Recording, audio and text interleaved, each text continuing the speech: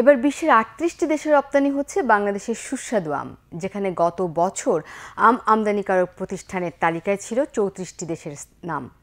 কৃষি সম্প্রসারণ অধিদপ্তর বলছে, চলতি মৌসুমে ইতোমধ্যে ৬০০ মেট্রিক টন আম রপ্তানি করেছে বাংলাদেশ। দেশে প্রায় ১,৮৯,৮৫০ হেক্টর জমিতে ৭২ জাতের আম পাওয়া যায়। প্রতি মৌসুমে এই সুস্বাদু ফলের উৎপাদন হয় প্রায় ২৫ লাখ মেট্রিক টন। এর মধ্যে রাজশাহী ও চাঁপাইনবাবগঞ্জের গোপালভোগ, হিমসাগর, ল্যাংড়া ও আম্রপলি জাতের আম অন্যতম।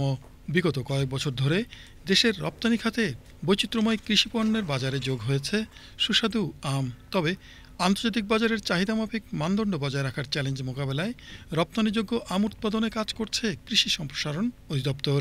আধুনিক বিশ্ব যে পদ্ধতিতে আম বাগান তৈরি করছে, বাংলাদেশের নওগাঁ সেই রকম বাগান গড়ে উঠছে। নওগাঁ, চাঁপাইনবাবগঞ্জের নাচল, তারপর শিবগঞ্জ, এগুলো কিছু কমার্শিয়াল গার্ডেন তৈরি হচ্ছে। সেই গার্ডেনগুলো আপনার আম্রপালি, বাড়ি 4, যেই গাছগুলো ম্যান হাইট সমান, বৃহৎ আকারে গাছ না, ম্যান হাইট সমান, সেগুলো যত্ন করতে সুবিধা হয়।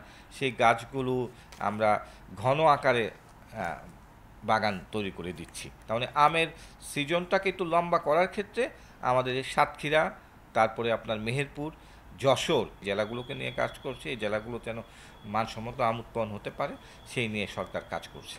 রপ্তানিযোগ্য আম উৎপাদন প্রকল্প পরিচালক বলছেন, শুরুতে ২০১৭-১৮ মৌসুমে ২৩২ মেট্রিক টন আম দিয়ে রপ্তানি শুরু করলেও সময়ের ব্যবধানে এই কৃষিপণ্যটির রপ্তানি হার এখন বেড়েছে প্রায় ১০ গুণ। গত বছর আমরা ৩,১০০ মেট্রিক টন আম ৩৮টা দেশে আমরা রপ্তানি করতে পেরেছি। ইতিমধ্যে ৩৮টা দেশের বাইরে থাকা চীন, জাপান, অস্ট্রেলিয়া আমাদের আমের ব্যাপারে আগ্রহ প্রকাশ করেছেন। বাংলাদেশে আপনার ৭২টা জাতের আম উৎপাদন হলো, আপনার ৮ থেকে 10টা জাতের আম রপ্তানি হয়। তার মধ্যে সবচেয়ে বেশি আম রপ্তানি হয় আম্রপলিটা। গুড এগ্রিকালচারাল প্র্যাকটিস অনুসরণ করে আমটা উৎপাদন করতে হয়।